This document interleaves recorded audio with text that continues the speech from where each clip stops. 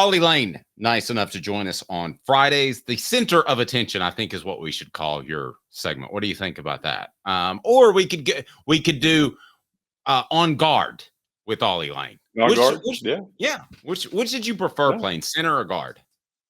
I'd much rather play guard. I'm just full honest, open disclosure. I absolutely hated playing center. It was not a enjoyable time for me. I am not as mentally strong as Cooper Mays is in being able to handle all of the stuff on a daily basis that comes with playing center. Now, obviously, like I was able to do it at a good enough level to be successful, but it wasn't that it was an enjoyable process per se. No, okay. Then it's on guard with Ollie Lane. I like that. I think it's got a ring to it. I think it's sellable. We'll get it out there and pitch it. All right, coming up, the stat of the day, and also is Kentucky or Vanderbilt a bigger rivalry? But first, I want to just talk about playing Kentucky with their backs against the wall, because those can be some scary teams. And I think Tennessee faced a couple of those teams in Oklahoma as it's shaken out. And I know that was early in the season, but Arkansas too. Sam Pittman's on the hot seat. I just feel like there's a better chance that teams with their backs against the wall, not necessarily from a player's perspective, we'll get to that, but a coaching perspective, might pull out something crazy like a 3-3 look or something like that. Yeah, no doubt. I mean, I think more and more as coaches get towards that desperation factor, they start pulling all the tricks out of the hat a little bit to try to get some success going. And especially where Kentucky's at right now. I mean, Mark Stoops still is a consistent putting together an elite defense every year. I mean, the defense over there is good. Obviously, not having like 6 key guys on their defense does not help them in keeping that elite status. But I mean, it's just without having any offense presence for them to supplement that defense, it's just really kind of falling apart for them. And I mean, looking back a month ago after they beat Ole Miss, you're thinking this is a team that's not given up yet. They've got a lot to look forward to this season after having a close game with Georgia and pulling off the upset. But now it's almost in they're in flight or flight mode. It seems like the last 3 weeks, it's like they're trying to put stuff out there, but nothing's working. And then just the adversity is just starting to discourage them more and more. And I think just from a coaching staff, it's becoming increasingly difficult for them to get that player-led motivation from them. Because I kind of heard a little bit in what he was talking about earlier this week in his press conference, saying that a lot of the leaders and stuff that they had are injured and out for the season. And so it's hard to kind of get that from the people that are playing. But I think it's just it's important for them to really hammer in on that next man up mentality to try to salvage whatever they got for the rest of the season and try to see if they can make it to a bowl game or not. Ollie, what are the chances that, a coach like in Mark Stoops' situation doing that is pulling a Lou Holtz? And I don't know how young or old you are. Dave hates Lou Holtz, by the way. But just because Lou Holtz dog cussed me, do you know who Ollie? Do you know who Lou Holtz is? Yes, I know who Lou Holtz is. Okay. Yes, thank you. But did you know that he cursed me one time for going too long in an interview that I was not told to type? I did not know that. Yeah, Lou Holtz was he just I can't imagine Lou Holtz doing that. Oh yeah, he just laid into me. I mean, it was taking advantage, and it's just too much time, and it was flying everywhere. Yeah. Yeah, and I was like your age at the time, so I mean, I felt really attacked. Yeah. All right, sorry, Kevin. No, it's okay. So basically, Lou Holtz was known when he was at Notre Dame in the 80s, when he was like a national title contender every year. They could be playing William and Mary, and he would go on Tuesday to his podium for his press room, be like, I just don't know if we're good enough to beat this team. Dave does a better impression of Lou than I do, but like he would basically constantly be like, well, I don't know if we're good enough to beat them. They're really, really good at this and that. He would always do that. How much of that?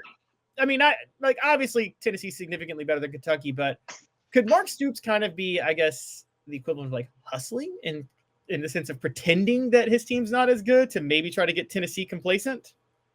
Yeah, I mean, I think he might be downplaying it, but I mean, I think some of it too I think it really is just coming from true frustration with where he's at right now. Because, he talked about another scheduling of a late night game for his team that's already struggling. And all the other factors that are going into it. So I don't know if it's much. I mean, obviously Kentucky and Tennessee, it's always a highly rated contest because, I mean, Kentucky hates us and they're going to give us everything they got to try to win that football game and ruin whatever type of season that we are putting together.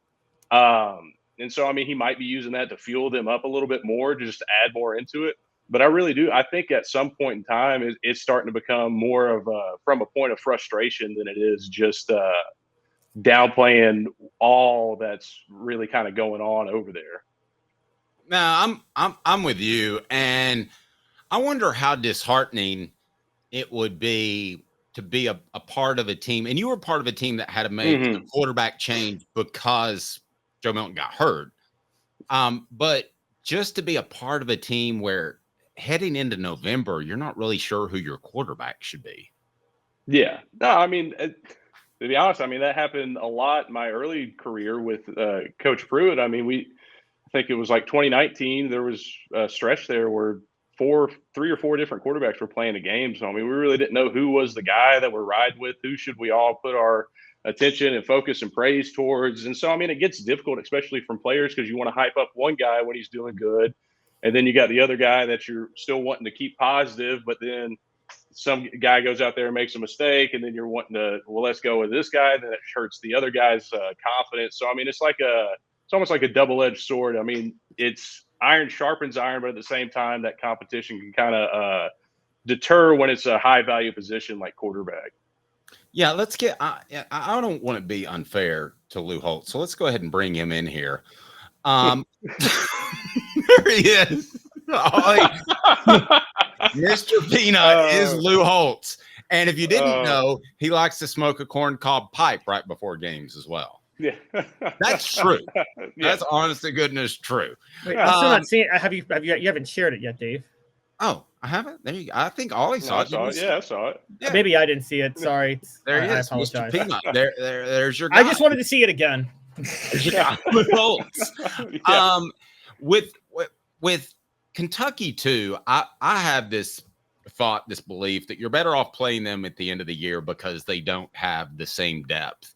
And I think the loss of Keenan Pili was heartbreaking, obviously, but you get a Jeremiah Telander that steps in, and I think he's playing pretty well.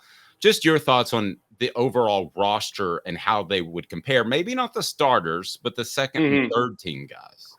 Yeah, I mean, obviously, I think it's pretty cut and dry that the depth that Tennessee has been able to build, especially just defensively wise, is a lot deeper over there at Kentucky. Because, I mean, you're already seeing now that they're into their 2s and 3s over there. It's not a pretty sight. They're struggling to get good, consistent success out there. And so, I mean, when you look at the roster stacking up against each other, there's still playmakers on both sides. I mean, obviously, Kentucky's got a really stout D-line.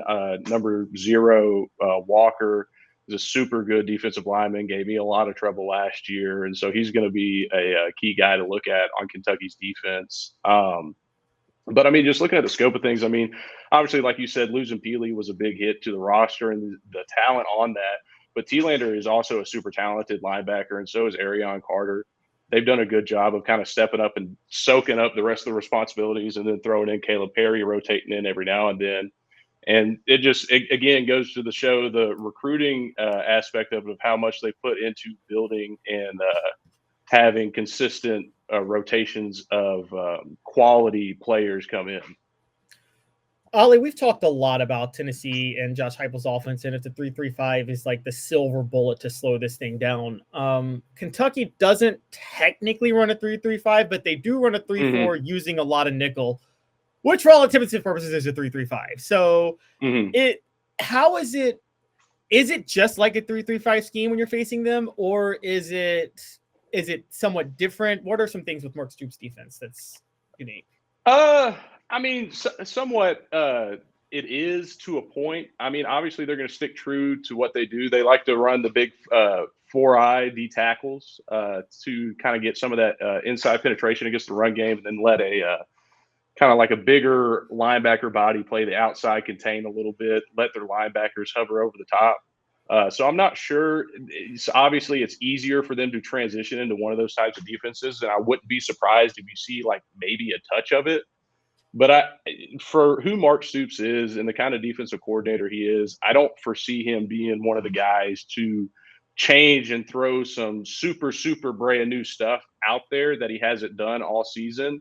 I think you might see a couple of new maybe blitz packages and stuff like that, but for the majority, I feel like it will be pretty cut and dry of what a Mark Stoops defense is, because he is a proud defensive coordinator into what his scheme is and believes that his scheme does work. So, well, and I would think the other side of that is maybe Cooper, maybe Nico, whoever was taken aback a little bit by seeing that 3-3 look as often as they did, but surely to goodness they're prepared for it now. Yeah, no, at this point, I mean, I think every week you just got to throw in a little bit of that just to have it in the game plan in case someone goes to that. Wouldn't be a bad idea moving forward, and I'm sure that's something they're probably doing. Just kind of having that in their backpack of tools. Caleb, anything else? I want to get Ollie's prediction on how this game shakes out. Anything else from you, sir? Yeah, Ollie, just getting back to the backs against the wall real quick. I hate to bring back memories to you. I really do. But the bad memories. But y'all had a couple of rough losses in 2022 and 2023, one at South Carolina, one at Florida, in which case both teams' backs were against the wall. Did you find it that those teams stepped up their level of play because of their backs against the wall, or was it just were there just other issues that happened in those games? I think it's probably a mix of both. And I mean, especially in those games that you highlighted, they were pretty high level, high intense, somewhat rivalry games. So, I mean, obviously they're going to bring it up. And I mean, when you look at 22 South Carolina, I think there was other factors going into that one that I won't discuss. But I mean, when you look, obviously Florida is always a tough opponent. And I don't know. You look at that 23 loss to them. It's in Gainesville. We haven't beat them in Gainesville for over 20 years. I mean, it is what it is. But at the same time, I mean, these teams that do have their backs against the wall and then the rivalry game comes up, they're going to juice themselves up to a high level of energy ready for these kind of games and throw out all the effort that they can. Because, I mean, especially like Kentucky at this point in time, this is for the rest of their season. I mean, this is one of those games that I think I saw something they'd either have to beat us or Texas to get to a bowl game at this point. And that's I'm sure for them, beating us is a little bit more probable than beating Texas. Yep. Going back to the South Carolina game, I don't want to get into what happened the week before, but I do want to ask you this. As a player, do you think that South Carolina had an idea of your all signs? The Connor Stallions thing, have you heard that theory? Yeah, I mean, all I'm going to say is their defensive line wore wristbands for 2 games, and it was the last 2 games of the season, us and Clemson. I mean, that's – and by the way, that was the two of the most shocking upsets in the Shane Beamer era against college football playoff contenders. Yeah, and I mean, looking back at it, you're on the road in the SEC and you score 38 points. That's a really good game. So I mean, it's just like something else was going on to allow them, because I mean, there's no way that Spencer Rattler going off for whatever many touchdowns he had, because I mean, then he couldn't do it the next year. So I mean, he looked like Joe Montana that day. That's going way back. Yeah, so I mean, I don't know. Something smells a little fishy in the water. That's just me. So I love me some Ollie Lane. This is becoming my new favorite segment. Ollie, have a great week. Give us your score prediction. How do you see this game shaking out, and what you would do to Connor Stallions if you met him in a dark alley? Yeah, obviously, I feel like I've seen a similar matchup to this game play out back in 2019 when we played Kentucky up there. They were kind of in a situation where they had a lot of offensive struggles. They didn't actually have a quarterback. It was when Lynn Bowden was playing the quarterback for them as that kind of like Wildcat the whole time.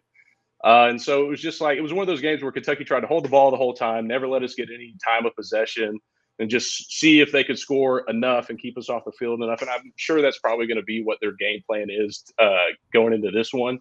Just try to hold the ball as much as they can. Don't allow us to possess it and control the game. But I think at the end of it, I'm going with about 24-10. I think it'll be a pretty solid win, but still some closeness maybe starting out in that first half. Maybe like a 3-quarter game, fourth quarter, you see the separation. You mentioned that Wildcat thing. Mm-hmm.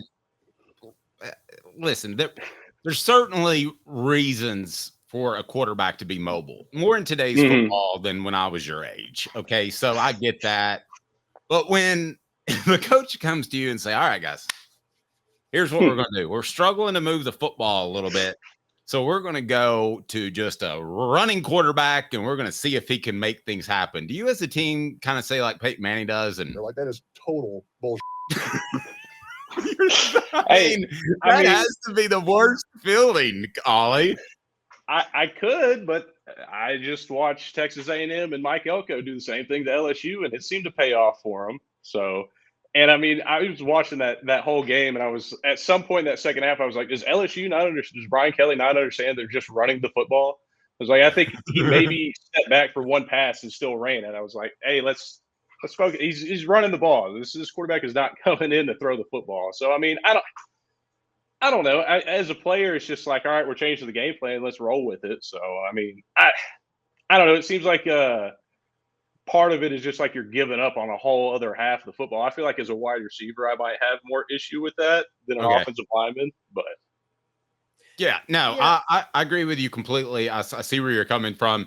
It just to me is kind of smells of desperation a little bit when you get to that point. And this is going way back. Caleb will remember this. I saw James Banks almost pull off an upset against Georgia going way back when. Caleb remembers games that I covered better than I do. But he almost pulled an upset in Athens, and it was basically just running the football. Sometimes you have to be that way. Ollie, we greatly appreciate it. Enjoy the weekend, sir. And it was good to see you yesterday, and we'll still do lunch, man. All right, sounds good. Appreciate y'all. Ollie Lane, how good is he? I mean, that was just, fantastic.